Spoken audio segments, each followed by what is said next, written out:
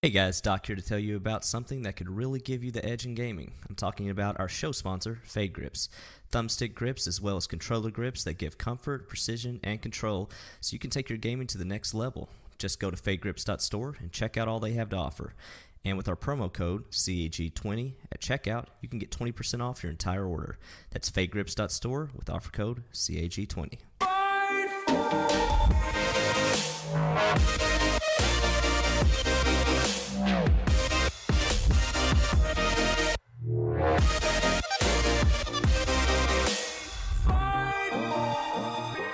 Hello everyone and welcome to episode 43 of Cross Atlantic Gaming. I'm your host Risky the Kid, and joining me this week is my co-host Doc H1X1.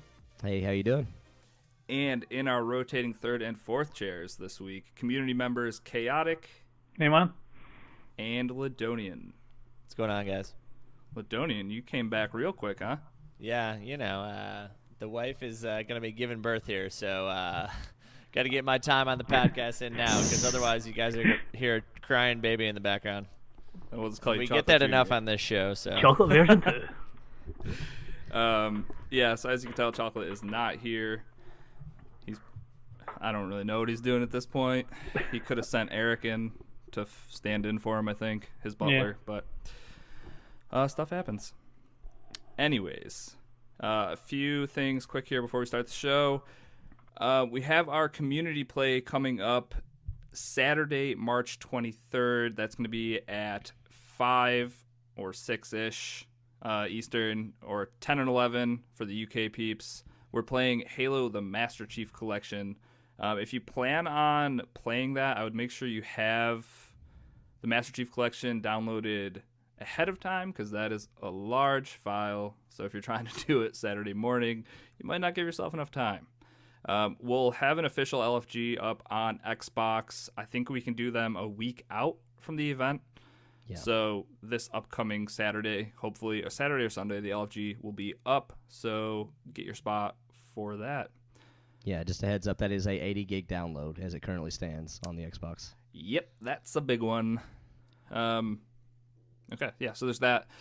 We also have a little competitive step challenge going on for people that have pedometers or the Garmin smartwatches, or just whatever can count your steps, I guess. I know Ladonian's doing this. Doc, are you doing it? Yeah, I got a pedometer on the way. Okay, so yeah, there's a couple people doing this. I know Ladonian called out Sweeney last week, and I think that may have been what sparked all of this. Yeah, so it turns out his watch wasn't even broken. He just needed an update. So Oh god. fully Of course. his So fault. still and that I guy's win. fault, right? That automatically gives me the win for last month. So I'm already 100%. 1-0 because it wasn't actually broken. But So, yeah, I think it's going to be a fun challenge. Chocolate has definitely stepped up the game. I think he's at 16,000 steps, but it's questionable because he's doing it on his phone. So who knows if he's just shaking his phone a lot or actually walking. He told Well, me he don't it- just left it on the train and then just came back later that day when it made its round trip and got it. So I've just checked something, Ladonian. How is a man that's on crutches so far ahead of you on this leaderboard? oh, whoa. Well, I work from home, and so That'll do it. I've been take, sitting getting wedding information through at me for the last 12 hours. You still not sure?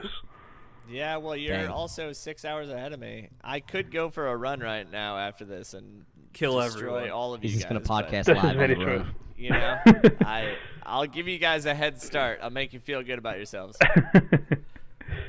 So, the camaraderie is real. If you'd like to be a part of that, there will be a link in the show notes to get in on that step challenge. Yeah, that's it for those notes. This week is our Patreon giveaway week. And for that, we're going to throw it to Chocolate Bear. This is our special Patreon drawing. That's right, if you pledge to us on Patreon for $3 or more, this is your chance to win a $60 game. And our winner for this week is, drumroll please, Aero Ben Kenobi. Congratulations, man. Make sure you DM Risky to get your game. Thank you. All right, Arrow Ben, congrats. Congrats, dude. Yeah. I hope you get yourself something real nice. You can't buy a higher version of the Division. Or Kenny, he didn't buy the Ultimate, did he? No, I'm pretty sure he bought the like super expensive one. That, like I'm pretty sure he bought the highest version you could get. Well, Division 3 will now be half paid for a few years from now. So Congrats, that's buddy. exciting. If you'd like to get in on these monthly giveaways, you can head on over to patreon.com/CAG podcast. All right, another week in gaming. What have we all been playing? Let's start with Anthem, because I know there's still a few of us, or all of us except for Doc, I guess, playing Anthem at this point. Oh, Are you going to start it, Doc, ever? Or do you think you're, at this point, you've missed this ship? You're ready for Division 2? I might have missed it. Yeah.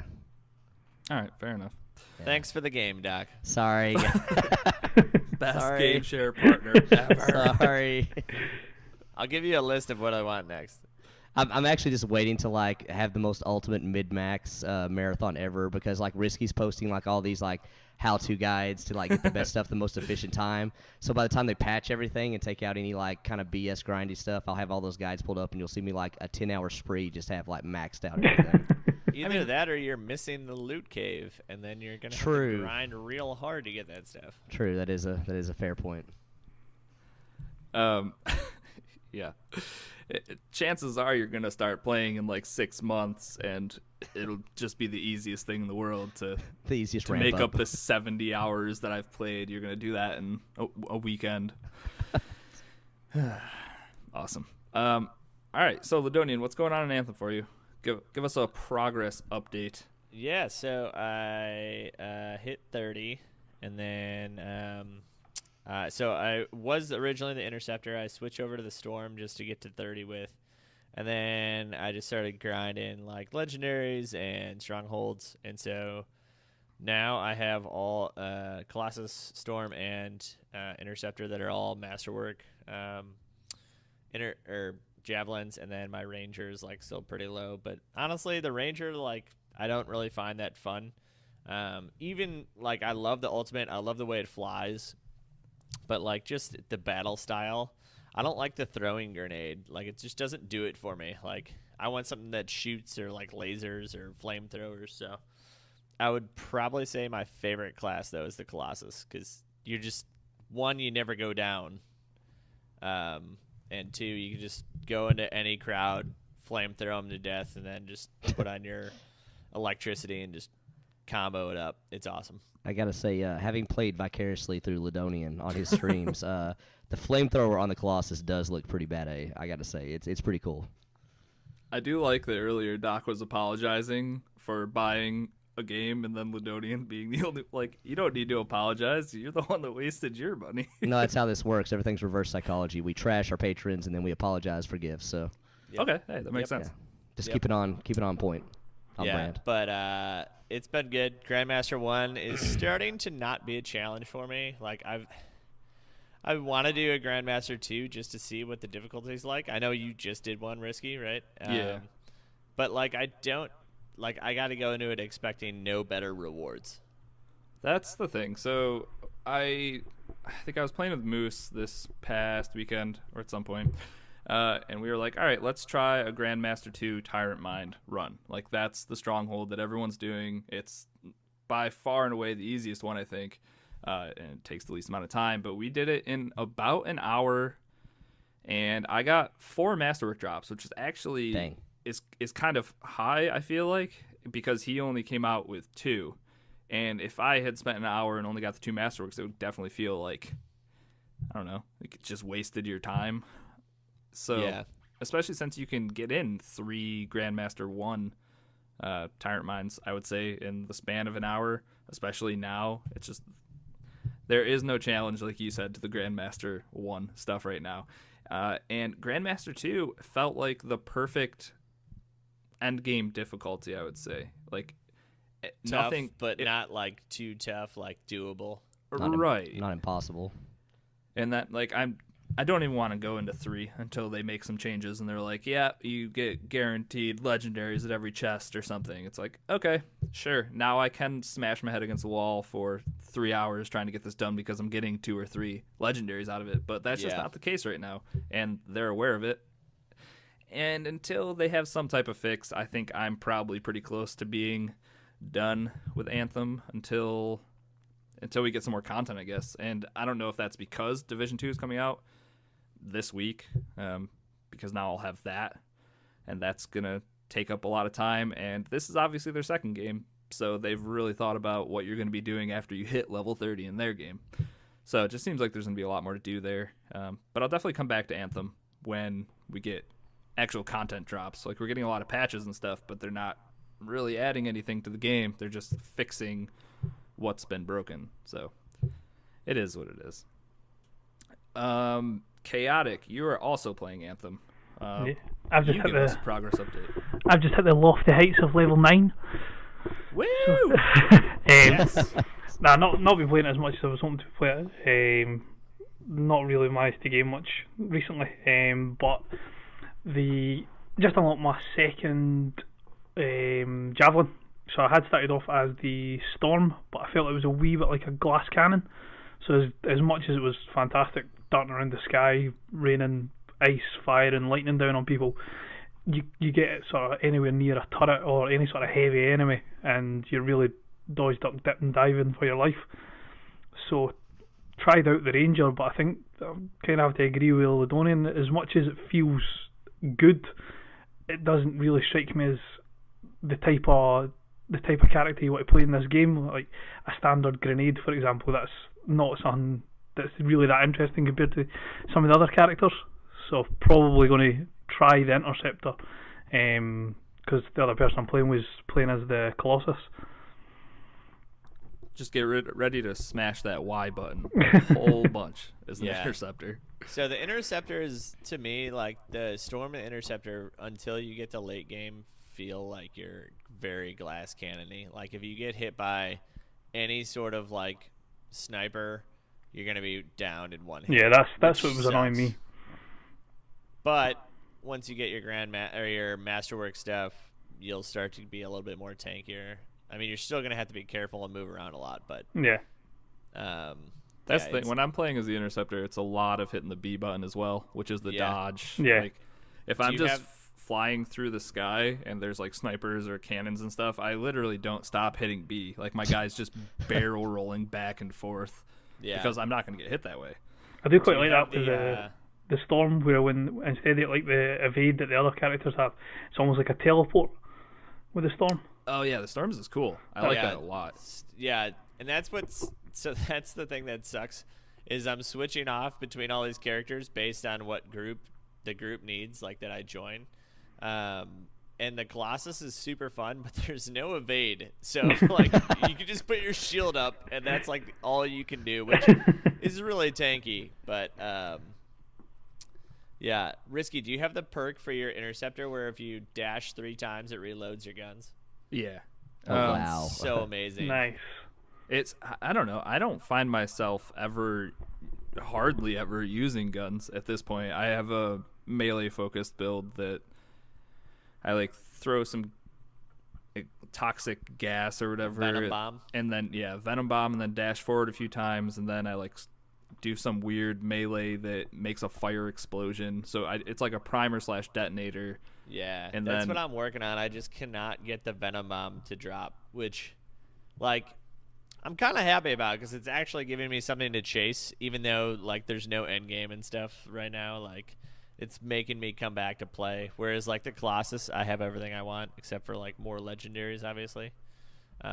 Which, by the way, Soccer Greg is the luckiest person in our community ever. Me and Blade were playing with them 2 days ago, and we were just doing a regular mission. I think it was one of Breeze, and killing stuff. And then he's like, "Oh, I got a legendary. Oh, I got another one." And like, I was like, it was within 10 seconds, and I'm like, "Wait, what? Are you joking? Yeah, Are you like, saying the was wrong it the thing? same one, or is it a common? You know how you can sometimes confuse it for a common. Did But your mic just repeat real quick, or? yeah, no, and then he sent the video to Discord, and it's Yep. ridiculous. He just gets 2 legendaries, which is the most I've gotten so far. I've only gotten 2. Ugh. He So- beat your total in the span of 5 seconds. Or Yeah, tied it. I think he's at 9 legendaries total so far, which is just like God. craziness. Good for him. I'm jealous. Yeah, good stuff. Sidonian. Good for him. Also, screw that guy. Good. Exactly. Yeah, I mean, I gotta give him credit. He's the Colossus, so he's always reviving me. So yeah, maybe he kinda I can't earned it. hate. Can't hate. Chaotic, are you seeing yourself playing this more once Division 2 comes out? I didn't know if you were hyped for Division 2 or what's going on there for you. I definitely think that Division 2 will take over, but I think it will be one. I think Anthem will be one that I'll probably jump into for a set. Like Division 1, when Division comes out, I'll probably be playing that most nights, and then to give myself a break, I'll probably jump into Anthem, because as much as it's a sort of loot and shoot, it's obviously with a different genre, it's a wee bit easier to detach yourself from it. So I'll probably jump into that when I'm sort of burned out from Division. Yeah, that makes sense. I think what it's not a problem, but with with Anthem having the one javelin or having the one character on Division, Anthem, I'm playing through it with my best mate, so it's a case of when he's on I can get on, or when I'm on he can get on. Whereas with Division I can run through one character with him, one person with the other groups in the community, so it's a bit easier to constantly have somebody to jump on with. Yeah, that makes sense. So as much as I could jump on Anthem anytime, it's trying to do it. Being a game share, I thought it was a wee bit of a dick move if I was deciding to run through it by myself. Right. I don't know. Or not at has all. No problem doing it. Well, Ladonian doesn't have that problem. Yeah, I mean, I jumped in real late, and I don't know. You just grind it out. The first, you just got to realize the first 30 levels are everyone can get at their own pace, and then after that, you can work together. Yeah. All right, good stuff. Any last comments on Anthem?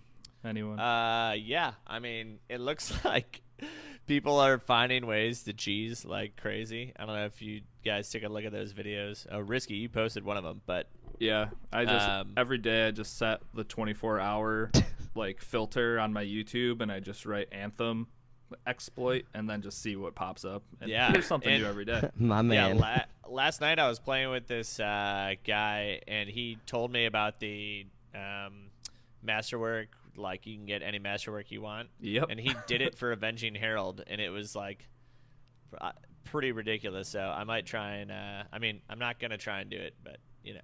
I think Risky posted that video in I would say Discord, actually. that's the video I posted in Yeah. Discord. Yeah. That's why I brought it up. And then also the video that Moose posted, where people are just finding a way to cheese the same bosses one. over and over and over and over. That'll be gone real quick. Yeah, The one Moose posted.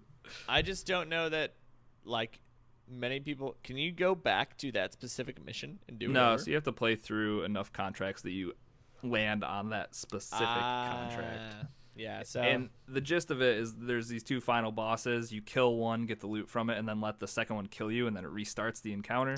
Oh. And then you kill one of them, let the other one kill you, and you keep rinse and repeat that all day long. So that's the by loot that cave. logic, Yep, you could exactly. do that with any. You could do that when 3 Titans spawn. Yeah, I would assume so. There's a few missions where there's multiple bosses you got to kill. So So yeah, there's a whole bunch of exploits. broken stuff in this game right now. We'll have something nice to look at in a year here. Maybe. Maybe. Ladonian, maybe. Hedging my bet. All right. All right, let's go to Doc. Let's get this crap out of the way. Yeah, let's get this out of the way. Let's get these titles from 10 years ago out of the way. You're playing some Morrowind, or maybe started it and decided you're not playing it anymore. You let me know. No, I'm gonna see it through, but this won't take long. Played Morrowind, I don't know how many years ago. It's been at least a decade, if not longer, and had a lot of fond memories of it. And I guess when people say or talk about how it's best to leave certain old games behind and just keep the memories you have of them and just move on.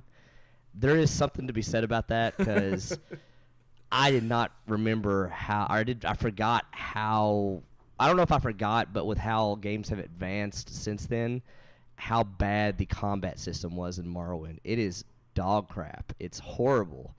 And like I said, I'm going to see it through. I've committed to doing, like, my contribution to the stream team is I'm doing series playthroughs. And, I mean, I'm going to see it through, but it is going to be a slog through that game because people think that Skyrim had bad combat, and then they think Oblivion had even worse. Well, Morrowind had even worse than Oblivion combat in it, if you can believe it. God. So it's just bad. And it's real old school before, like, Western RPGs really caught on to where you don't have markers. It's just this town is somewhere to the north beside this mountain range below this tree line, and go here to do this. Like, it's all in your notes.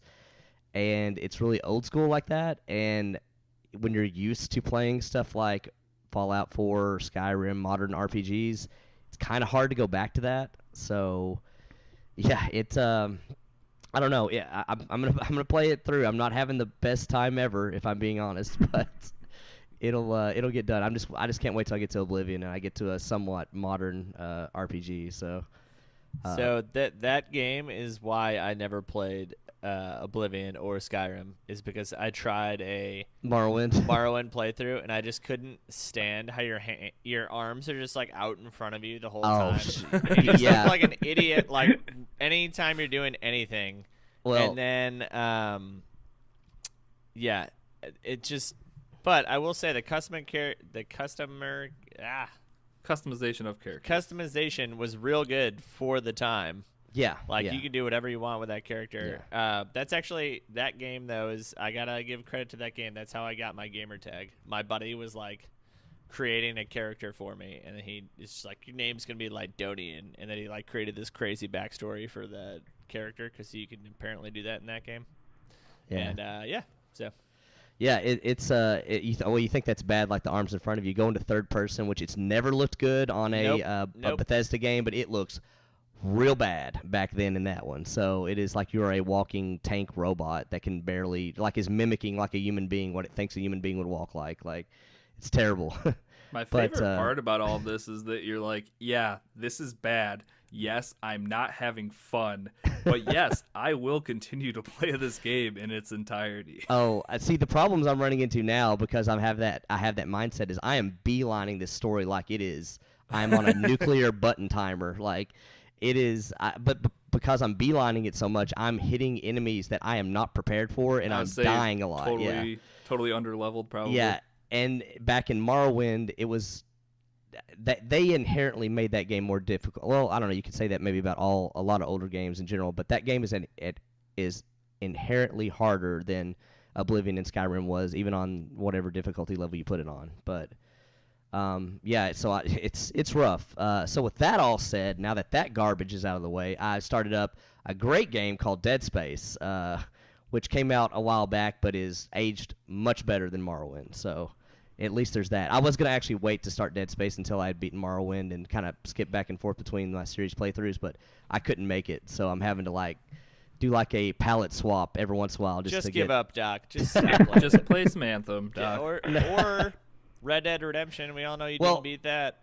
To be fair, the only time I'm playing this is just when I stream. So these are only for when I stream, and that's it. So you only wrote these 2 games, so what is the other game you're playing? Yeah, Tides of Iron 1492. I have been playing that a little bit, but anyways, yes, I'm not even gonna say how I actually play that game, but it's like nerdier than you could even believe. But I'll talk about that some other time. But I can believe a lot, Doc. I was saying at this point, I feel like it would take a lot. I listen to Hardcore History, Dan Carlin Hardcore History, while I play that game, like pretty much every time. It's just like a ritual now. So, but anyways, booted up Dead Space.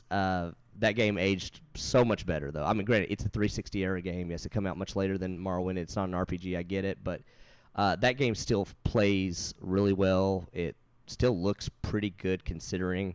I still think it is the best horror game of maybe it's my favorite video game horror genre game. I mean, in terms of like what it does and stuff like that. I mean, a lot of people say like 2 and 3 got a little bit more actiony, but I still think it's really good. And I like the lore of that universe and stuff like that. So it's pretty cool.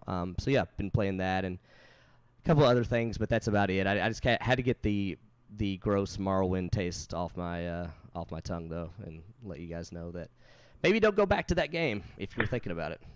Speaking of that, when it was Knights of the Old Republic came out on Back and Pat, I didn't have a hard copy of it, so I bought it digitally for like $10 or whatever. And I was like, oh my god, I'm so excited to play this again. And then I got like an hour into it, and I was like, oh my god, this is awful. Not the story, just every single bit of the gameplay. Old school mechanics. I could not do it. It was, it's bad. You know what's bad is I wish I'd have started that rather than Morrowind, because that is way more playable than even Morrowind, even though it's not great. Like, I agree, it's not great with its mechanics, but yeah, I actually. To be fair, Risky, the first planet is the worst on Knights of Old Republic. Like, Terrace, I think it's called. Yeah, and you have to go like the underground awful. or whatever. Like, yeah. I hated that even, and that's like the first like 2 or 3 hours of the game. So yeah, I definitely never left that. Never left that place. Once you get a lightsaber, it's not bad. I would say I'll Spoilers. Give it another shot, but Spoilers, but I'm sure don't know. Terrace. I'm sure Don't do Terrace it. lives happily ever after. I think that planet's fine. fair enough. I got enough other stuff to play. Speaking of other stuff to play, a new game I checked out this week is called Everspace. You guys heard of this? Yeah, I played it. Did you? Awesome, cool. So I saw Everspace. It was on the Switch and it was on sale. So I was like, okay, I'll pick this up. And then I watched a trailer for it, or like some gameplay on my big TV. And then once I saw like how good this game can look and like how expansive and just huge and just beautiful it actually looks in space, I was like, nope, I have to wait until it's on Xbox. I didn't want to pay $40 for it. I think I got it for like $6 this past week on Games with Gold. That is not good for people listening to this now because it's definitely not on sale. But hey, Ledonian or Chaotic, if you want to get in on this, it's like $6 right now. So what this is, it's a space, like a spaceship roguelike, right? Yeah, Does that seem fair? pretty much what it is. Yeah, I mean.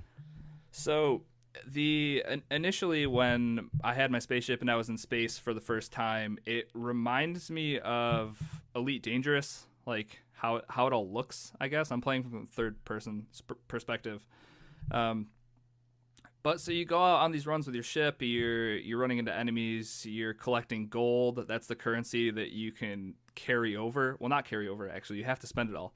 But the gold currency is what you're using to buy perks, and those perks are the things that actually carry over into your next gameplay, or into your like next run or whatever. You can also buy like new ships. You start off with a very middle of the line ship that doesn't really do anything great, but then if you save up 10,000 credits, say, on one of your runs, you can actually buy a super quick ship that might be like a glass cannon, or you can get a big tanky ship, or you can get like a cargo ship that can hold a lot more things.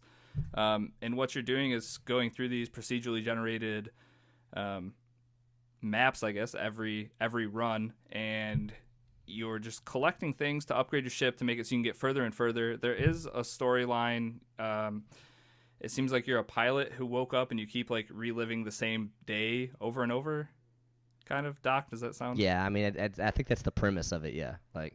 So I'm assuming there is an end that you're actually trying to get towards. I've only put a few hours into it so far, but the actual combat is good. Like I said before, it's in 4K, and it gives you that option right off the bat. It's like, would you like to play 4K, or I think they just call it high def, but they tell you that it's going to perform better. So it's cool that you have those two options. I'm just playing it in 4K because it looks really, really good.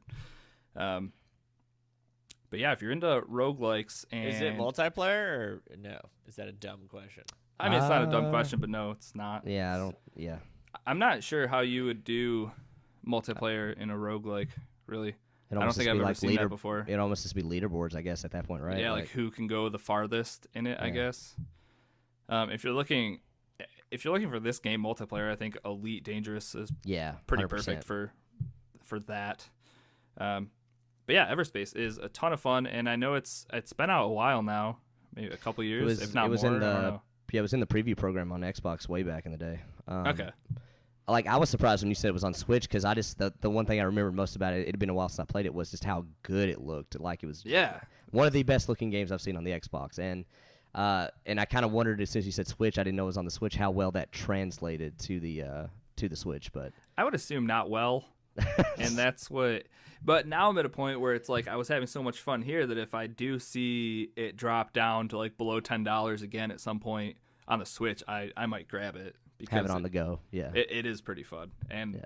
like the core thing you're doing, flying around and like harvesting and getting in space battles, like that all feels really good. Which actually, what are the chances I can use my Thrustmaster in this? Because oh boy, game changer. I doubt it, but I mean maybe it's worth a try. I mean like I don't know. Yeah. if not, I should reach out to the developers. Okay, I got this flight stick. Why can't I use it in your game? Thanks. Yeah, definitely word it that way. Don't say, "Hey, I want to use my Thrustmaster." You're just gonna get blocked. So. Yeah. That's a good call. Yeah. All right, that's really all I have for Everspace. A lot of fun though.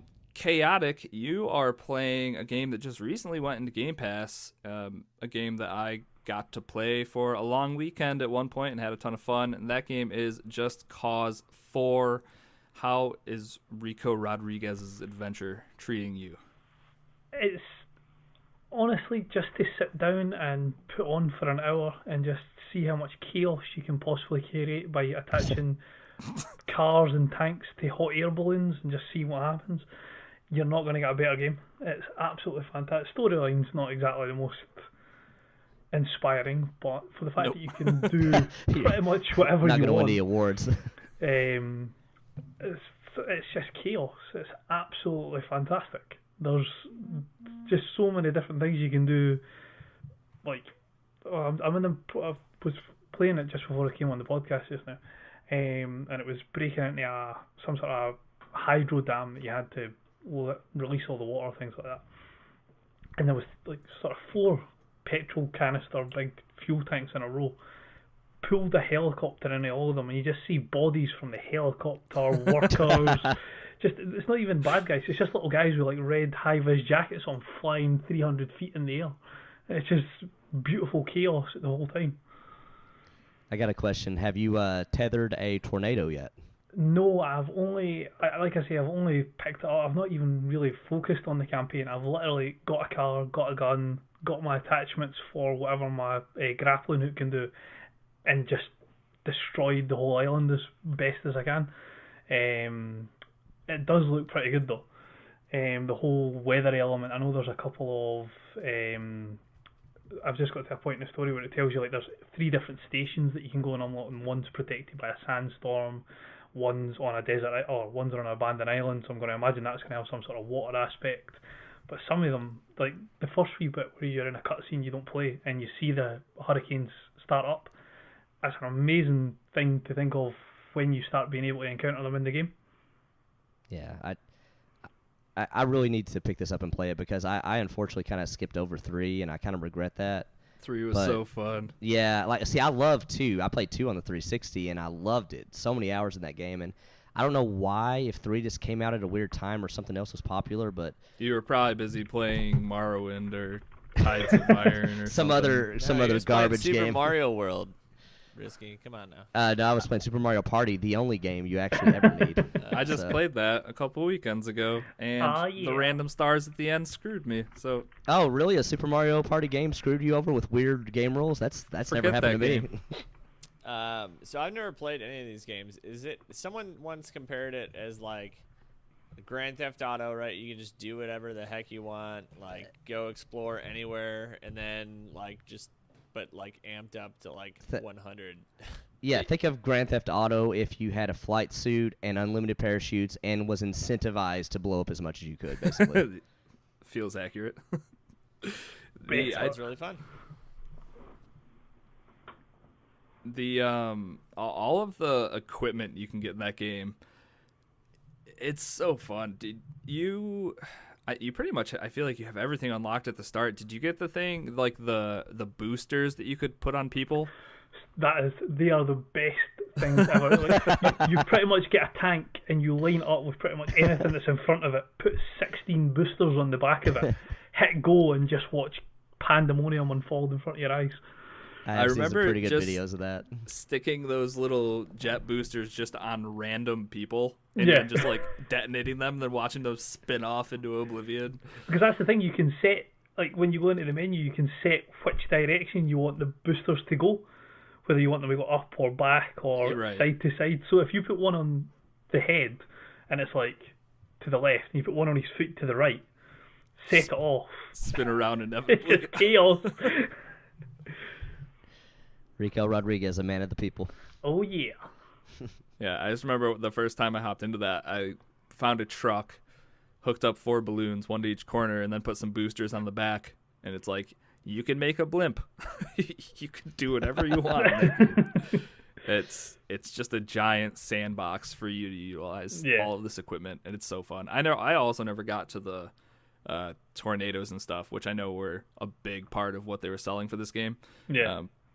So I'd like to do that again. That game is a ton of fun. That's a good game, like you were talking about, when you're kind of getting like tired of the loot and shoot. Yeah. I think that's a good game to take a step back and just go destroy things. It's I mean, so about- good at that. About 2 or 3 weeks ago, I had downloaded Just Cause 3 because it was in Game Pass. So I thought, fantastic, something to time me over. And then seeing that 4 was going into the Game Pass so quickly after it was released, I thought, fantastic, be upgrade. Yeah, for well, sure. I mean, when Just Cause 4 come out, it wasn't that long ago, was it? Tail end of last year, was it not? Was it not like the Yeah, I think it was a few months September ago. time? Yeah. It was December. It was like right before Christmas or something. Yeah, so it's fairly new, actually. Yeah, I was surprised when I saw it. I was pumped Yeah. too because I didn't spend $60 on it. But that game's definitely a ton of fun, and I encourage everybody to at least like Chaotic said, he's only played a few hours or whatever, but there's so much fun to be had just in those opening hours of the game because nothing seems to really be locked behind any type of progression wall. Yeah, I as mean, far like, as there's gadgets some of the go. weapons that you can't quite get. Like some of them are elemental type weapons. Like there's one that's called a wind gun and a lightning gun and things like that. So I'm presuming you'll get that as you get more into the story of how they control the weather.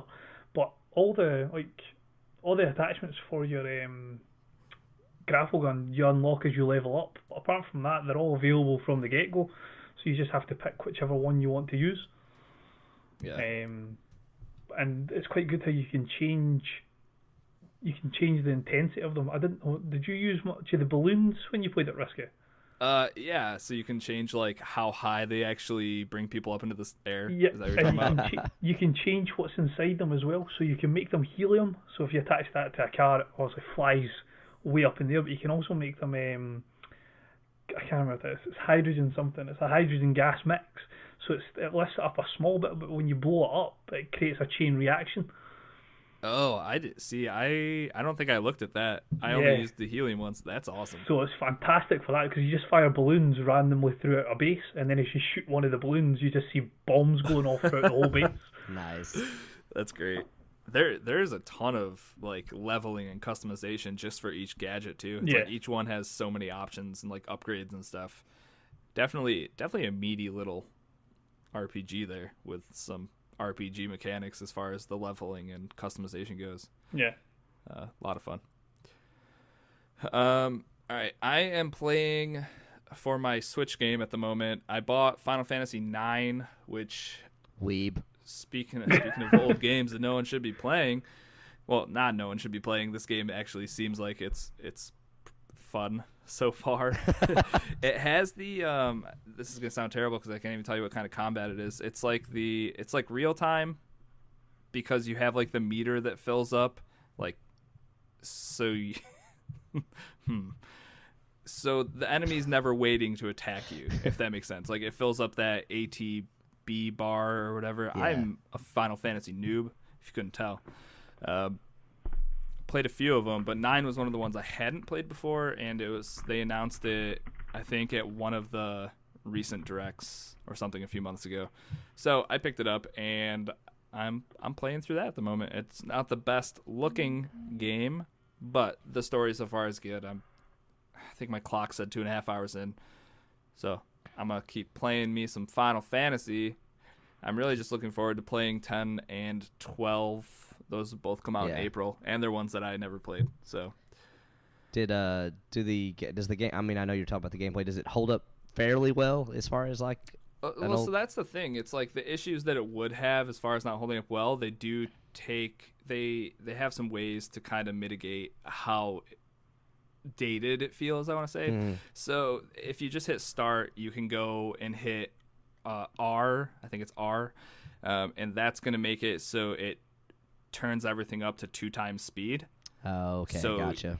And that's literally everything. So I would just be constantly hitting start and then tabbing the right stick or the whatever to speed it up. But then when I would get into like a dialogue sequence where it wasn't having me press A to actually skip the dialogue, those questions or like that would go by so fast that I would have to slow it down when I got into that stuff. But as far as like traversal goes and the actual like battles, if you know what you're doing, you can run the battles at that speed, I feel like. But because the enemy's meter is constantly filling up, you do need to kind of be aware of that. So as far as the pace goes, you can definitely speed it up. And then also as far as random encounters go, you can also turn those off. So if you think you are leveled enough and you don't need to be running into something every 15 seconds as you're walking along, you can shut that off. I think that is huge for a game like this, especially for someone like me who might get annoyed if I have to keep battling a sewer rat every 10 feet or something. Like I think they gave that option for 7 as well in the remaster. So yeah, I think it's one of those things where like they're acknowledging like, yeah, this is a quality of life improvement that will probably make this much more bearable. Yeah.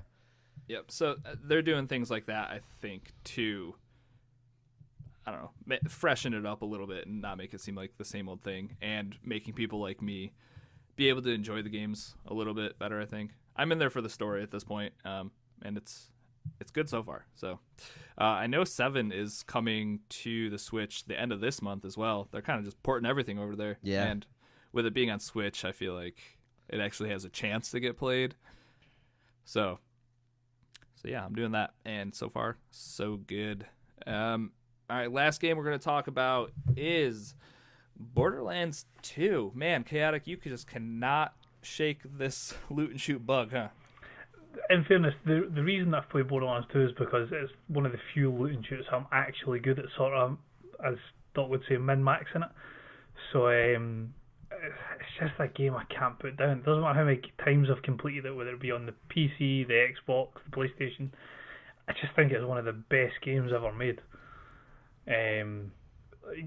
Storyline, it's not exactly in-depth and makes your brain work 100 miles an hour trying to work out what's going on, but the characters that are in it, just listening to Handsome Jack every time he comes over the comms or things like that, some of the characters that are in the world around you, like Tiny Tina or things like that, it's absolutely fantastic to play. I would say a lot of that's hilarious. Like, even if the story isn't deep, it's like a lot of those character moments you have, like you were saying, some of them are hilarious. I mean, I streamed it the other day. I think Ladonian was actually in the stream while I had it on, and it's just even things like at the start of it where he starts talking about Butt Stallion.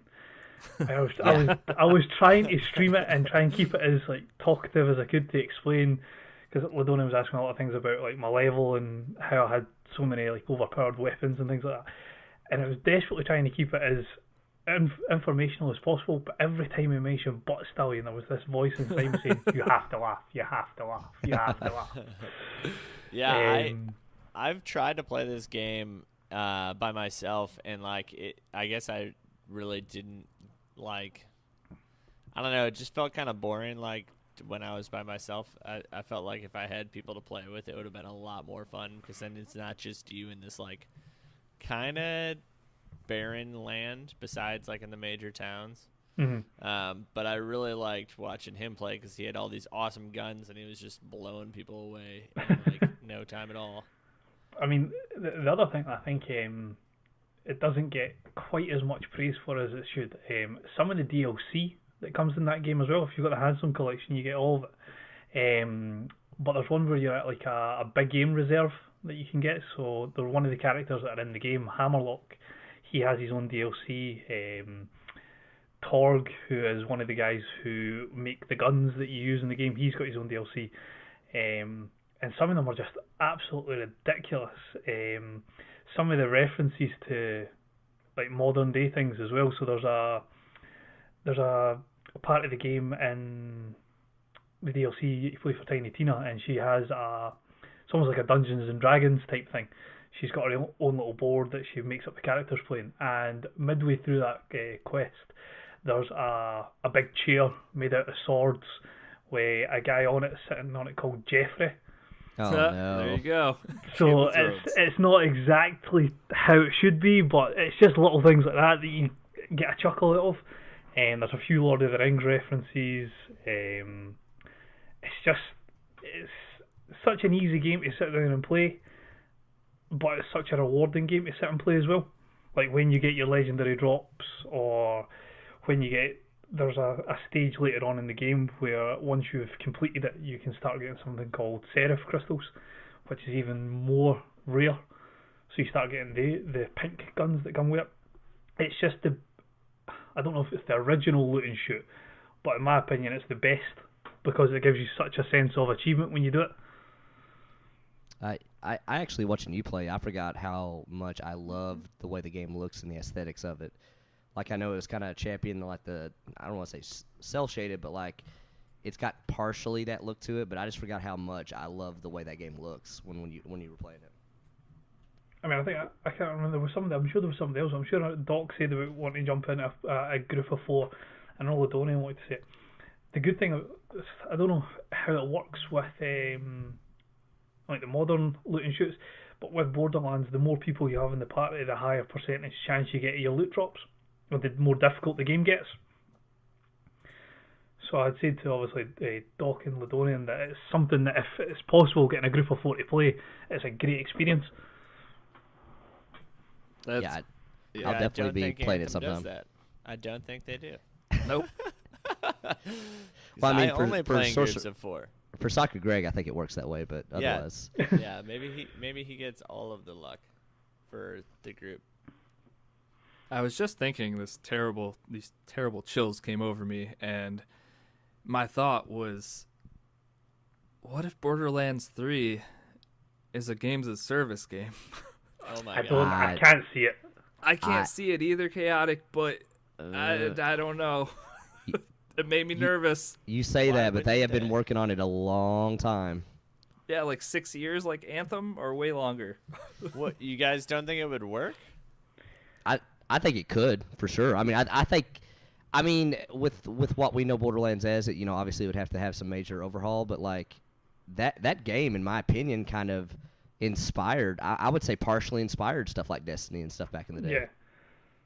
And it might work fine. I'm just saying I'd rather have a completed package in Borderlands 3 and never have to worry about the things that we worry about nowadays. Like, Borderlands 2 launches, it has its end game figured out way ahead of time. It has enough loot to make Is there an end game in that game? I don't even know. It has an ending. Yeah. But that's the thing. With with Borderlands, when you completed the game, it was you could only get up to level 32, and it was only once they started introducing DLCs that they put up the level cap. So it pretty much was a games of service game so already. Because if you only bought Borderlands 2, your maximum level cap was 32, I'm sure. And then when the first set of DLCs came out, it was up to level 50, and then when the second set of DLCs came out, it was level 72, and then there was a third DLC that wasn't really another set of games, it was just one level that you could run through numerous times, and every time you ran through it, it put you up a higher difficulty, so you start at OP1 and you go all the way up to OP8.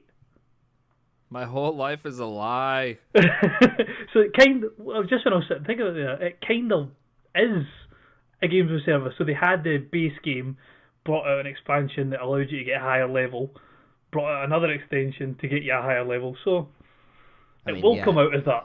At that point, all you're really missing is a social hub and dailies and weeklies, honestly. Exactly.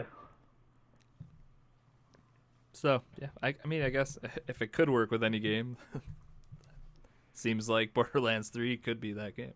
I feel like Borderlands is also the one game too that could make fun of themselves in a fun and interesting way. Like I feel like they could actually have something called a loot cave in Borderlands, and it would be like acceptable, a part of that lore, in that universe. Like, well, there is actually loot caves in Borderlands 2 in the DLCs. It's just like it's one big pyramid. So say it's like a 12-story pyramid. Every level of the pyramid has just chests.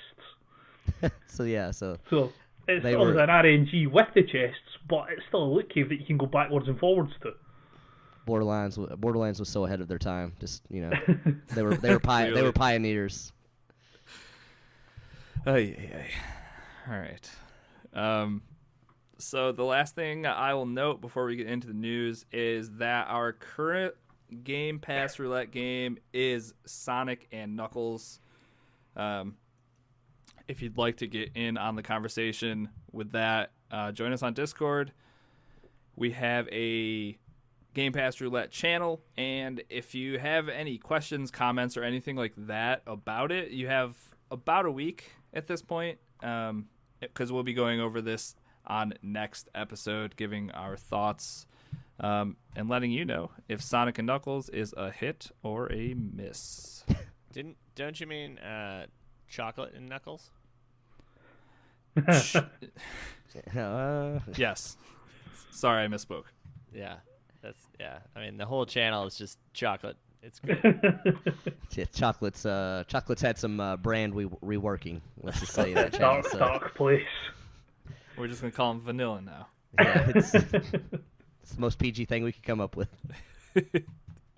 All right, with that, let's get into some news.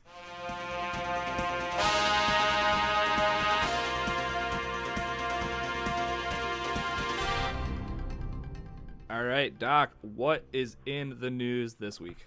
All right, here we go. Apologies if my voice goes in and out. If you can't already tell, I'm kind of recouping from a cold. So here we go. First up. So, as if you guys didn't have enough ways to drain your money in video games with different types of microtransactions, voice skins could let gamers customize their voices online in any way they want. So this is a story out of Polygon. You go online, you have the freedom to design your avatar, choose your username, pick the communities you jump into, etc. You design your online persona completely, separately from who you are in the real world. Says Modulate founder Mike Papas. Papas? I don't know. Papas! Okay, well, he's Italian apparently. And Modulate gives you the complete freedom to design your online persona from scratch instead of bringing the real world to you. How do they accomplish this? Their voice skins, as they call them, transforms users' voices by filtering their artificial intelligence software, by using their artificial intelligence software to filter the voice, which can be set to generate outputs resembling a certain gender, speaking style, or celebrity. They note basically they have like a Barack Obama skin, it's called. The founder also says that they are working on bringing this feature to many different online video games as early as summer of 2019. So, Ledonian. I feel like this person really liked Ready Player One and the idea. It sounds like it, right? Yeah, and the idea that you can be anyone you want when you play video games. You could be a man or a woman or an ogre, and yeah, this it just seems pointless to me. Like this... you say that, but what if you could jump in Elite Dangerous and you could pick William Shatner voice modulator? I ain't no Trekkie. Get out of here. Someone needs to give Mike Papas or Papas or anything Moose's contact details. Hey, you could get a discount on Vin Diesel's voice line through him. He is sorted for a second income. I just don't like that they're calling it skins. That sounds weird. I know. Skins. There skins has to be a better word. Skins always almost adds a dirty microtransaction connotation to it, I feel like. So, yeah, I don't know. So that sounds like that is definitely a thing coming. It'll be interesting to see what game it shows up in first. But I mean, the thing is, I can see some hilarity for it. Can you imagine playing something, maybe a bit appropriate because of the DLC, can you imagine playing something like Wildlands as Arnold Schwarzenegger? I mean, that's the idea here, and I think it could be hilarious. I'm kind of interested to see how far they go with it for sure. I guess I should say how good it actually works. Yeah. Like, it's one thing to say, like, oh, you can be on our social media, but if it just sounds kind of garbagey or, like, fake, like, I probably wouldn't want to pay money for it at that point, right? So It's one good use for this, I guess, could be for. I know some female gamers have issue with like they'll be afraid to talk in parties or like in random chats or whatever, like in game chat because they're female or whatever. So I don't know. It could be something for them, I guess. Yeah. Make them feel more comfortable. Yeah. So I mean, I feel like there's a lot of possibilities. So we'll just kind of have to wait and see. But that's always finding something new in video games that we can throw our money at. So that's just another one to add on.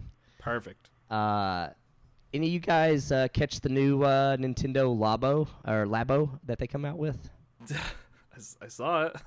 You did? What did you think of those? Well, before we describe the images, what did you think of the idea of a VR kit for Nintendo Labo? I personally thought that this was a natural destination for that to be with like Google Cardboard and stuff. But what did you guys think of when you first heard that Nintendo was getting into VR with the Labo specifically? I think it's scary that I would make a cardboard helmet and then put my $300 Switch in it and then hope that it didn't fall off my face and explode on the floor. So Switch is not exactly a light tablet either. I'm gonna have so neck problems. Well, my head's they've got gonna keep trying to hit the ground. And all the images is on like 9-year-old children. So I don't know. Maybe they don't have the traps for that. No, we just got to go to we got to start going to the gym and just up in our trapezius. Yeah, absolutely.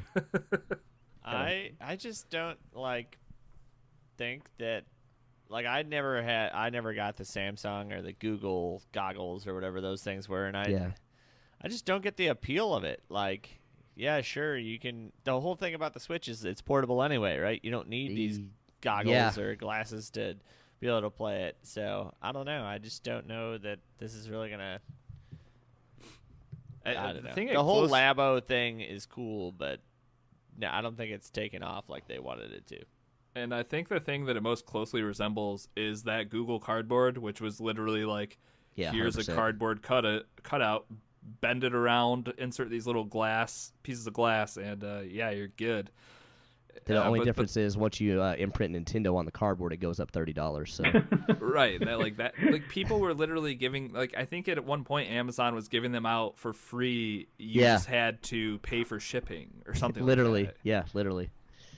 So a $40 price tag on some cardboard to turn my Switch into a V. There's better avenues out there, I think. I'd say there's probably I mean, obviously I have not tried this out. It could work fairly well, but the Switch with the resolution of its screen doesn't seem like this would be the most nausea-inducing friendly version of VR, I guess you could say. I don't know if you've ever puked on cardboard, Doc, but cardboard doesn't hold up well once you get all throw up all over it. Damp. I must admit, having watched a few adverts the last few days, I'm sorely tempted to get the PlayStation 1 solely because it has Borderlands VR. Yeah, I think there's like I said, there's way better options than putting your Switch into a piece of cardboard if you want some decent VR experiences. I think to be fair, I think PlayStation has pioneered pretty well the couch sit-down version of VR. I think they've done fairly well for that, actually. And that's the thing. I'll be completely sold on PSVR 2. Yeah, exactly. For my next-gen PlayStation. But right Turns now, out it's not made out of cardboard. That's already a plus. Right. And my rocket ship PS4 currently is not going to play any type of VR without exploding and burning down my house. So I'm going to pass on that for now. Oh, did you get the jet engine skin for your PlayStation? Apparently I did. Okay. I didn't mean to, but yes, that's where we're at. I think I got that one as well, Risky. It's quite it's great. impressive. Must have been free. It must have been free, yeah.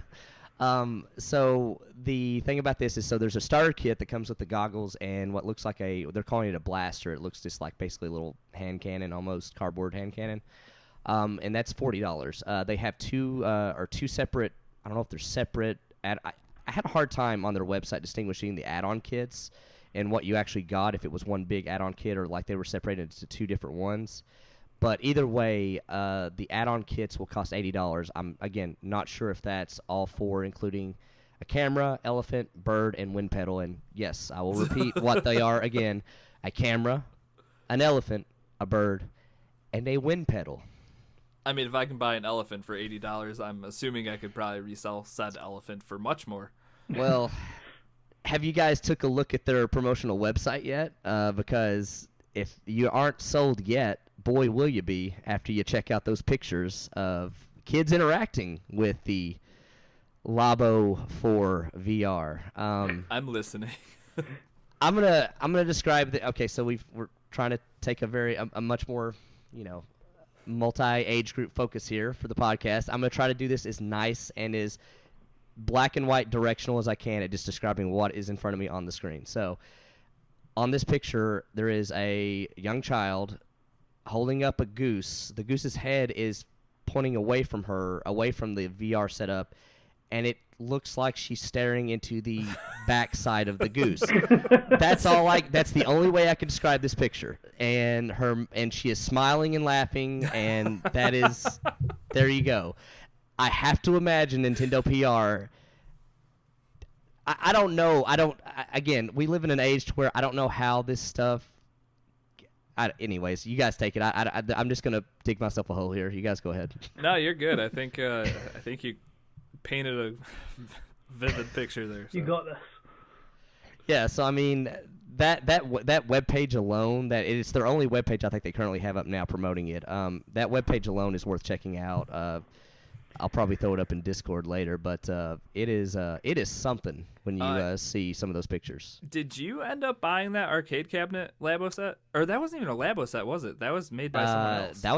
That was a third party. I bought it. Yeah, I can't wait to get that too. By the way, that thing looks rad. So I posted this in the deals channel in our Discord, but it's essentially a mini arcade cabinet for your Switch. So you'd slide your Switch into it, and that would be the screen, and then to put on your actual Joy-Cons, they have little like joysticks that you just snap onto your analog sticks, and when the whole thing's sitting there, it just looks like a miniaturized old school arcade cabinet. Yeah. And, like playing some of those, like the Nintendo games that are coming with your online subscription, like the NES games, those all seem like they'd be so much fun to just like set that on your kitchen table and play from there with your little joysticks and stuff.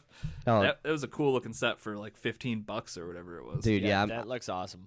Yeah, I'm so glad you kind of surfaced that, because like I've actually went through and looked at different like fighting games I could buy on the Switch now, because that thing looks so rad. I can't wait to set that up. I mean, it generally looks like just a very, I don't know, I almost think it looks cooler than like a full-size normal arcade cabinet. I think it looks almost more unique, like. My favorite part about all of this is that this is the most excited I've got about a piece of cardboard to put my Switch in, and it's not made by Nintendo. It's not Nintendo branded, yeah. I just hope it's actually like built well, and you won't destroy it when you get upset at like a fighting game. It's cardboard, so you could punch a hole through it if you wanted to. Yeah, I mean, I'm not sure, but I imagine it's not made out of like mithril cardboard, so I'm sure it's gonna be. I wonder flimsy. if there's stuff on Excellent Lord of the Rings reference. Yeah, you're welcome. Knew he'd like that one. I wonder if there's like Etsy shops where people make like a plastic molded one or something, like just something more solid than cardboard. I'm assuming there's all sorts of crazy stuff. I haven't checked, but I would have guarantee a lot of Nintendo stuff on it. Yeah. I haven't seen anything like that. I would have to imagine there's a market for that. Yeah. I would, because like for like $50 or whatever, or I don't know how much. It can't cost that much to just print plastic, but Nintendo would beg to differ. True. A more solid one I think would be pretty awesome. I mean, the one you're buying looks awesome. Either way. Yeah. No, I mean, I'm super happy with that purchase. I haven't even got it yet, so I'm pumped. Anyway, so that's I feel bad. Of all the things I put here, I didn't actually put the date it was set to release. Apologies. I will look that up here and report on that later before the podcast is over. So moving on. So we already know that Sony is skipping E3 this year in favor to do what we're assuming is going to be their next PSX, and they are not coming to E3. Period. So EA recently got out and announced that they are also skipping the E3 presser. They did clarify later that they will have gameplay streams instead with what they call their EA Play, which they've had the last 2 years. It's just normally they like stick a presser in the middle of it. So they're gonna do what they're basically saying is they're gonna have they literally almost call it like a 24-hour stream of like them having people on site, streamers playing their games, different people commenting on the games, things like that, but they're not doing any sort of formal press conference. So with that said, that now makes Sony and EA as the two that are on the outs. We still haven't heard from Bethesda, Ubisoft, or Square Enix. We know Microsoft is going, but and we know Nintendo is going to do a direct. But what do you guys think about this? I mean, I'm assuming Ubisoft and Square Enix is still coming, and Bethesda, and who knows if they will. But what do you guys think about another major company dropping out of E3? I get that EA is a big company, but I mean, let's face it, they're going to show some sort of Battlefield footage to do with the new bloody roadmap that they've got that they've messed up for the get-go. They're maybe going to show something to do with Anthem, and then it's going to be FIFA, Madden, new Ultimate Team, new ways to take money out of our pockets and give us sweet FA in return. I can't say that I'm heartbroken that EA aren't going to be at E3. If anything, it means there's one less company and Microsoft can blow everybody out of the water more. I mean, does it really matter, though? Like, in terms of a developer, they could just launch something on YouTube or Twitch or Mixer, and it'd be the same effect. Yeah, I would say it matters less and less nowadays, but I would say it makes even more sense for EA because they had not been successful in, I want to say, the past 3 or 4 years at performing a decent press conference, honestly. Well, don't they usually get, like, terrible celebrities to play their games? Sometimes, yeah. Yeah, they have, like so last the focus year. Isn't on games for them. It's, like, Yeah. on getting these professional athletes or celebrities. And I don't know. I think it's a way bigger deal that Sony isn't there than EA. 100% agree, yeah. Definitely. Yeah, Especially if Microsoft is going to be, like, launching their, like, supposed, like, next gen, like, if that's where they're going to be, like, showing it off for the first time, and Sony's not doing that, I think that's a crazy miss for them. Yeah, because everybody thought Sony was going to get out in front of the console, like, announcement, and then I think Microsoft was kind of like, not only did they sidestep them, but the fact that they're also going to be at E3 and they're going to announce that at E3, that kind of is like they kind of did play them a little bit there. I mean, they'll still have their time to announce their stuff, but the other thing I'm thinking about too is that with Sony backing out, EA not there, and whether or not Microsoft continues to be at E3, the fact that they are this year, that's so many third-party developers that have nowhere else to go but Microsoft's conference to show their games. Like if they want very it done true. at E3. True. Good point. Yeah, and which maybe some of them are just like, well, we've already announced it, or we're going to announce it later. But hey, there's this many millions of eyeballs on this. We might as well put it on the Microsoft press conference. Yeah, that's true. So yeah, I don't know. It's going to be interesting to see if like Bethesda's there too, because other than the new Doom game, I'm not sure what else they would. If I was show. Bethesda, I'd be taking a year off and maybe. What are you saying, Risky? You saying I'm calling the hype for. Go ahead, yes, whatever you're about to say about Fallout 76 being terrible is 100% what I was going to say. Ignore Fallout 76, right? Because I can guarantee you all the haters that was forced Fallout 76 who slated it to high hell would automatically jump on board if they turned around and said, Fallout 3 remastered, give me your money. Now, with that said, I think something like that is much more likely if they do have a press conference. I think... because Rage 2 will already be out by then, so that's not going to be an announcement. Nope. And we'll see more to do with the new Elder Scrolls game. Well, will That's we though? still so far away. Yeah, I I think it's still 5 or 6 years out. Maybe they'll mention even, something, because what they'll do, obviously, if Xbox is going to start announcing their new, if Xbox start announcing their next gen consoles and the next Elder Scrolls is rated to be on the next gen consoles, then it makes sense that once Xbox has announced their next gen consoles, they show a little bit more of the next Elder Scrolls that's going to be on that Xbox. Yeah, I mean it's a maybe. I think they could fall into the Sony trap of like now that they've. I still don't get the strategy last year that they showed the title card for that Star whatever game and then also the new Elder Scrolls because it was literally title cards and I'm like. So if you guys continue to show this game every year, you're basically pulling a Sony and like showing a game at E3 for like 5 years in a row, kind of thing. And I don't know if that benefits you either at that point. But I don't know. I mean, like we'll see what their strategy is. Like that they do have the new Doom game coming out, and that looks awesome, and they might have something else up their sleeve, like you said, like a remaster or even another unannounced game. I don't know though. With Rage 2 coming out so close before that, I can't imagine they've got another big AAA that they've kept secret. But you never know, I guess. I think Ubisoft probably definitely makes it this year, and then Square Enix, who knows? But we'll see. I know it's not the most exciting of news, but do you think either Xbox or Bethesda announce Fallout 76 Game Pass? I think that is definitely a possibility. More so. It's a good place for it to be. I think that gets it into the hands of more people. They obviously sell microtransactions in that game. I personally don't feel like they're obtrusive or anything, but that is a way to get a game in front of a lot of people and have them with the ability to buy stuff. The thing is, I don't know if any of you have seen it. I still take quite a bit of interest in Fallout 76, but have you seen the roadmap that they've put out for it? I actually have not. I have to admit, I've kind of, with the new games coming out and stuff, I kind of lost track of it a little bit, so I have not actually. They did release a roadmap. It's almost going to be like I think this is for the upcoming next 18 months. But they are adding so much more into it. Obviously, there's still not going to be a lot of NPCs, but they are adding a lot more quests, a lot more weapons, a lot more base expansion. So they are building on it massively. Yeah. I just don't know if it's going to be enough to bring people back around. I almost see it being like what game was it that came out really poorly and then really started to pick up later on? Not maybe as severely as The Division. I know The Division was still a good game when it launched, but tailed off pretty quickly. I don't know if they're almost going to try and bring it back like that. I think putting it in Game Pass might be something that it could get a second wind with. Yeah, I think that's a definite possibility, and Xbox are going to save some big Game Pass announcements for E3. They always do, or well, Yeah. I say always, but they did last year clearly. So, yeah, it'll be interesting to see what happens. And I'm not a 76 defender by any means, but I liked 76 a lot. Yeah. It's just one of those things where I like a lot of games. There's always so many you can play in your given time, but I like 76 for what it's worth. But I mean, I liked it, but it does have massive flaws. yeah. Anyway, so we'll see. It's gonna be interesting, especially with all the rumors about what Microsoft might be throwing out there when it rolls around. So we'll see what happens.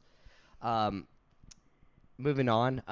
So we know that Google is making their streaming service. I know me, Risky, and Ladonian all tested it out with the Chrome streaming. Recently, they had a patent file. Well, the patent wasn't filed recently, but I guess it got surfaced of what their controller might look like. And Risky or Ladonian or Chaotic, anybody want to jump in here? How, on a scale of 0 to 10, how ergonomical would you say this thing looks? Negative 50. I'd say the original PlayStation 1 looks very ergonomical compared to this.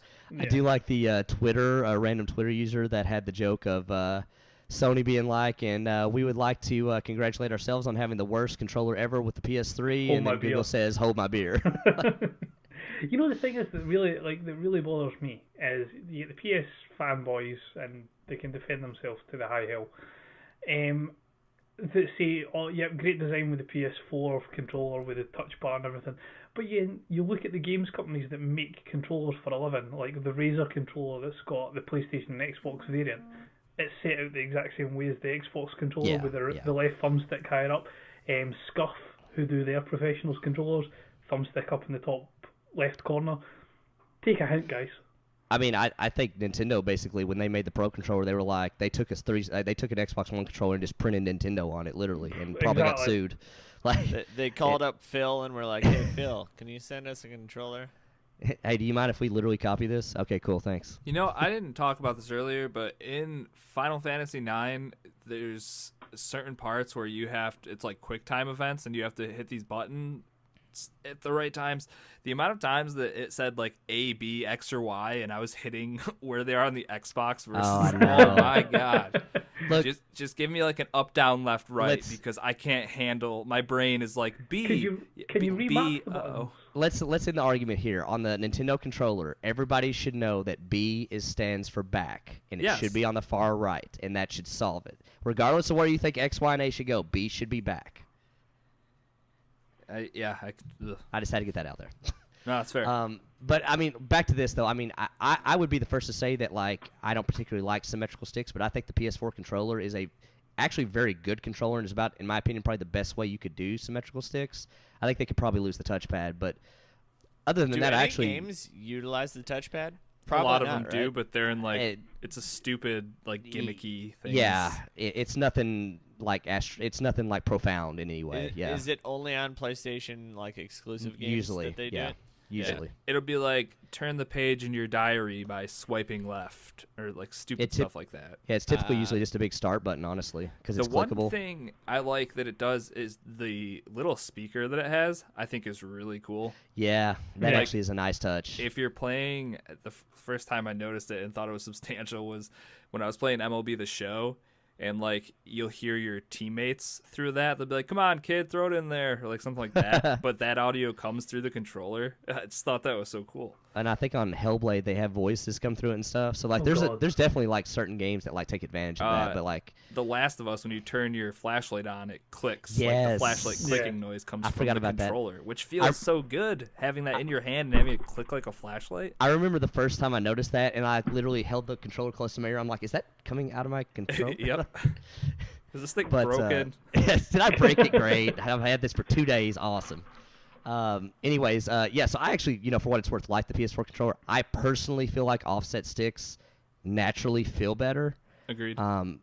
And it's interesting that Google. Now, again, this is not finalized by no means. This patent actually came out 2 years ago, but it's worth noting that they've not filed anything else about the controller since then. So if they're launching this fairly soon, this might end up being what it looks like. So for what it's worth, this is all we've got to go on. But yeah, I don't know. It's interesting they went with symmetrical sticks, but like more so than even that, the hand, like the where you place your hands and stuff, just doesn't look ergonomically like well designed. I could be wrong, but yeah, I don't know. We'll see soon enough. I know me and Risky was talking in Discord. I don't see this. If this is on Windows 10 streaming, I don't know why you couldn't just plug in an Xbox controller and use that as well. So this is probably not something I would buy, even if I do play or use Google Streaming. So, anyways, moving on. There is a new Xbox One console coming out, guys. So your Xbox One S, the white console? Yeah. Yes, mine's Yeah. blue, but I know what you're talking about. Okay, so imagine that, and now put your hand over the disc drive. And now you've got the Xbox One S All Digital Edition. Magic, done. There you go. It's got to be smaller than that. Yeah, with that. Well, you say that, but then like the computer builder in me was thinking and maybe Ladonian, you can kind of help me out here. They would have to make the motherboard smaller, correct? Which I guess they could. I mean, I guess they could just Well, get a think smaller about motherboard. like an iPad Mini. Like, isn't that a whole computer in a Yeah. Well. hard drive size? Yeah, and I mean, if you look at modern day disk drives, they're not that thick. They're maybe as thick as your phone, just deep. So Yeah. you're not really saving that much space. Yeah, that's what I was thinking too, actually, honestly. Yeah, it might be somewhat smaller, but I don't know if it'll be dramatically smaller. And I don't know if you guys have ever watched a breakdown or a teardown of an Xbox. I bet you It's Doc has. It's Yes. so everything has its place and it's perfectly placed. So I'm sure if they could slim it down more, they will, just Surely. because that's the way they do stuff. But But surely it will be considerably smaller because it won't have the disk drive in it, so Well- it doesn't need to have. But like Ladonian's saying, though, when you actually open one up, what people forget about is that you have a motherboard and die, which sets basically the width of the console, no matter what. That is your width. Yeah. And then you basically put stuff on that. So, because you have to think you've got the hard drive, you've got the battery, you've got the system on chip, and then you've got the disk drive. And the fan. And the fan. And if you took out maybe two of those things, you could drastically make it smaller, but just taking out one of those, if you're thinking of a Tetris game aspect, I don't know if it actually I don't know. I don't see it getting drastically smaller, other than maybe thinner. Maybe it could get thinner, maybe, Yeah, I don't know. I mean, I hope it gets smaller. That'd be awesome. yeah. I mean, But I think technology hasn't gone far enough in a 3-year period for them to to make it that much smaller. Because they only came out like 2 or 3 years ago, or I think 3 years ago. Yeah, I think so. Yeah, 3 years ago. I mean, my one concern with an all digital edition was the prices. Obviously, a game on the Xbox Store does tend to be a wee bit more expensive than a physical copy in some sort of place that sells games physically. Yeah. But with places like, unintentional plug, CD keys, for example, like I've just double checked, the closest game store to me is a store called Game, and they're selling the physical standard copy of The Division for $52.99. On the Xbox Store, it's $59.99. CD Keys is selling it just now for £46. So it's still the digital version of it, but for £46. So as long as there's places like CD Keys, digital's it's cheaper by the looks of it, and two, so much more convenient just to have it on your console instead of a disc. Well, not only that, but like I think everything's kind of moving that way anyways, and I think since we've moved more into the digital future anyways, that's why we have stuff like CD keys now and things like that. So do you see Microsoft adjusting their prices on the store? No, that's the thing. So I would say no, and then I would also put this in as well. So another part of this story that has been rumored, this is less confirmed, but well, I don't know if I want to say less confirmed. It seems to be substantial enough that seems like it is likely to happen, but they are including a disc-to-digital program that they are planning on starting up, and from what I gather, it sounds like they will have kiosk. I don't know if this will be at like Microsoft stores or wherever, but you will basically put in a disc and get a digital code for that disc. Oh, nice. Now, the way my brain works and how I want to get a deal with everything I do in life, or just go buy a bunch of pre-owned games. Exactly. Yeah, what would stop you from doing that? I would say nothing, right? Yeah, because you just go to one game store, do the pre-order, or do the pre-owned games, take it to the kiosk saying, I got this, I want to trade in value for it, and that'd be you good. Yeah, so I mean, if that happens too, that's another workaround, and honestly, I don't think Microsoft cares, because you're getting in their ecosystem at the end of the day. That's what they want more than anything, and they're like, if somebody's going to go to the trouble to do this, more power to you, probably. Nice. So yeah, anyways, so that was the second part of that story, but anyways, that is set to be, pre-orders are set to go up in April. This is all from Windows Central and a few other sources. Pre-orders are expected to go live in April, and it releases in May. Again, this is all before E3. Moving on. You guys big fans of, or big fans? I will say, were you guys big fans of Blockbuster? Yeah, definitely. Still wish we could use them every day in my life. What about you, Ladonian Risky? Meh. Not for me. Not for I mean, for what it's worth, I mean, we know why they went away. Netflix gave us better value, and My wife's best friend still goes to the Family Video in their town. Wow. And rents movies. Does he know about Redbox? She does, but or she? I don't know. Yeah. Or renting through Amazon. It's super ironic that they had a Redbox in front of that store. Yeah, I don't get it, but like I don't know. In small towns, maybe. I always wonder with people like that, do they not know any better, or is it like I think it might be need like to keep they're just in a nostalgic bubble feel, maybe. I don't know, but I'm totally I'm done even going to Redbox. I rented a video on Google yesterday and just streamed it to my TV without leaving my couch. And if you're into that, there's a whole number of ways you can get all sorts of content whenever you want it and throw it up to your TV. Yeah, Chromecast being great for said thing. Totally. And where this was going as far as like the Blockbuster goes, they're not dead completely. There is one remaining on planet Earth, and that one is located in Bend, Oregon. And from the article I've read on Polygon, they do not plan to close anytime soon. So Bend, Oregon, guys, my favorite town in America. FYI. Barely knew her. What? Anyways, it's got Deschutes Brewery. It's got mountains, waterfalls. It's great. Great outdoor place. It and seems a Blockbuster. Like a total hipster place. So there's probably like this makes so much sense. Hipsters. They're all in Portland. There. This is more like hippies. I mean, whatever. The whole state is full of all of them. Have you ever been No. Do I need to? judging? Have you ever been to Ben? I've never been to Bend. It's amazing. Go. Do yourself a favor. Go. So I can go to Blockbuster or so I can go to Starbucks? No, Deschutes Brewery. Oh, okay. Oh, and Blockbuster too. You want a photo op of the last one on Earth, so True. Selfie with Blockbuster. yeah. Actually, rent a video, and never return it. And just sell that on eBay for like 10 years later for like $1 million. At this point, might as well, right? Anyways, moving on. Pour one out for Blockbuster. Last story here.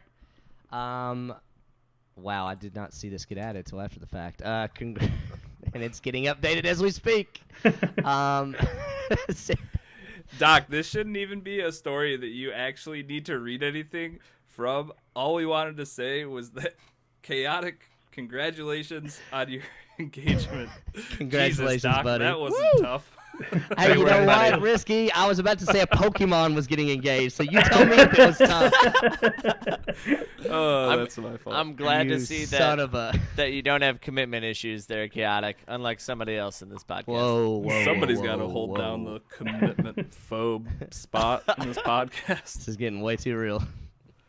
She doesn't listen to the podcast. We're fine. But yeah, for real, congrats, dude. That's awesome. Thanks, guys. Cheers. I mean, really thank Ladonian for adding that in there, because I would have said something at the top of the show if I had remembered, but Same here. I can't remember what I ate for breakfast. So there's Same. that. Same. I'm a man of the people. Yep. Last thing on the show, new games for the week and more. Would either one of our guests like to take this? I don't care who does it. Chaotic, you're not muted, so it's on you. All you, buddy. So Game Pass games fly through them quick, just cause Fallout 4's made a return back to the Game Pass. Lego Batman 2, and I think Formula 1 2018, is that coming out on the 16th of March? That's a later release. Same I with think Batman, it isn't and it? Fallout 4 are both the 16th, yeah. I They're the didn't later put that ones, in yeah. there, but I think they staggered them a little bit, yeah. And Yeah. we should note that the day this goes up, they are expected to make more Game Pass announcements on Inside Xbox, so be on the lookout for that too. Wasn't Fallout 4 already on there? It Yeah, was, yes. and it came back in, so. I don't makes know. me- How does that happen? Like that? Yeah. That's weird. Just leave it in. Making, I don't know, I guess they do like month contracts or something probably. I don't know. Or it's preempting something for E3, just saying. Uh-oh. Xbox 360 back compat, so you've now got Crackdown 2 as well as Crackdown 1 and 3 coming to, back compat at least, and then Games Pass also has 3 in it. New games coming out this month as well, so we've got Division 2, which I think is a big one for everybody, or Stardew Valley for those farming people on their phones, and Yep. One Piece World Seeker. One Piece, that's the animes, right? Correct, yes, that's the The pirate anime. one. Is that a good one, Chaotic? I've not watched as much of that one as I have other ones, but it's one of the more popular ones, yeah. Okay, cool. You'll find out how good it is when you start watching it for your Patreon. Hey, if we get there someday, maybe we'll watch some One Piece. One Piece. Can't One wait to hear. Piece of what? Is that what Can't- we're trying to figure out through all these seasons? I mean, One given what Piece I of know about what? anime, I would argue that it's probably one piece of clothing. But that's just given my limited knowledge of anime. So sorry, all the anime lovers out there. That's fair. All right, let's plug this show up. First and foremost, you can head on over to crossatlanticgaming.com to get all the links to the everythings, including our Such a wordsmith. Yeah, I wish I could just be like, go to crossatlanticgaming.com. That's where everything lives. And that's it. Bye. But you can also join us in Discord. That's the most important place to be and where all the fun stuff happens every day. Links for the Discord are in the show notes. If you'd like to support us with your hard-earned money, you can head on over to patreon.com/CAG podcast. Congrats to Arrow Ben for winning this month's giveaway.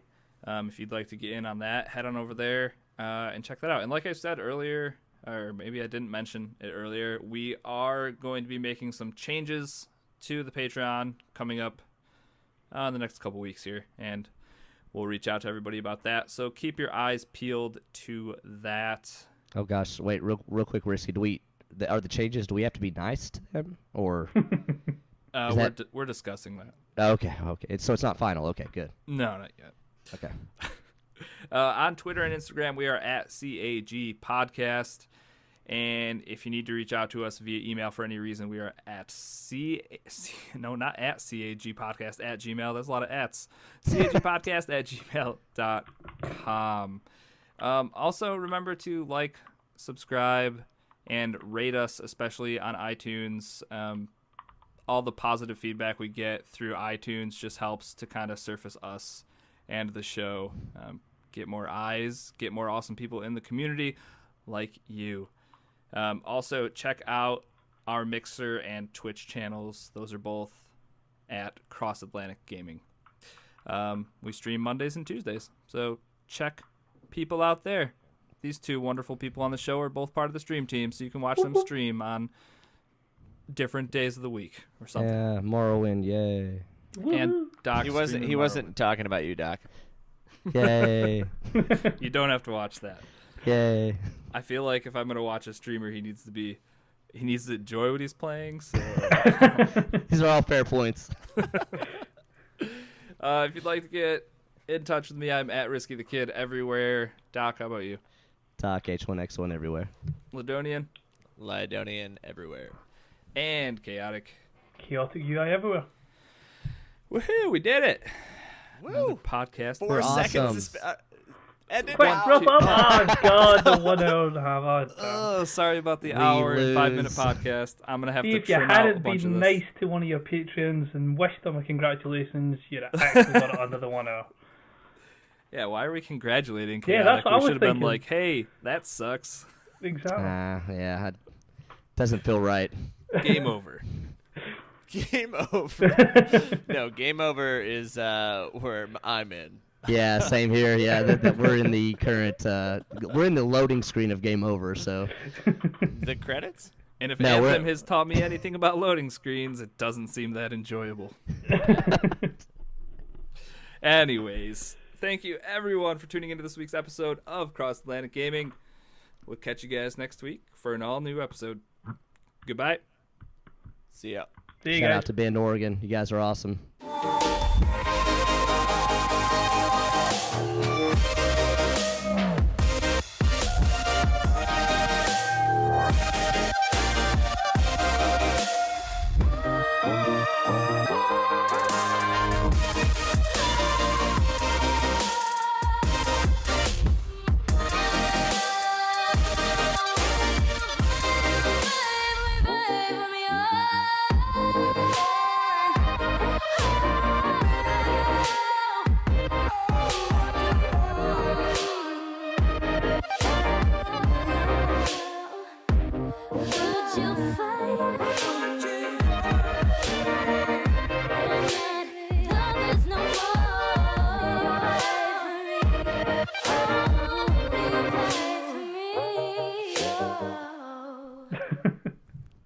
That'll be a good one. It's actually a great town. You guys should go visit.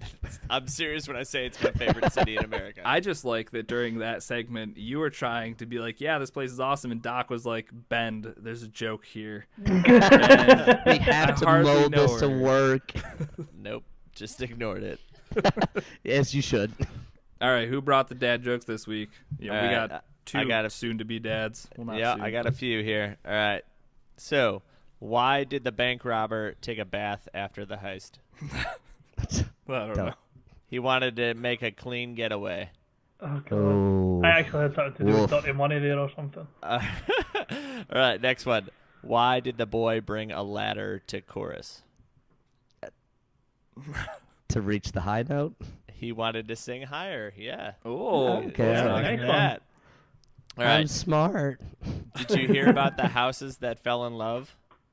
It was a long distance relationship. Oh, Jesus. God. That might be the best one so far. Oh, that's gold. man. That's gold. All righty, and that's all she wrote for that.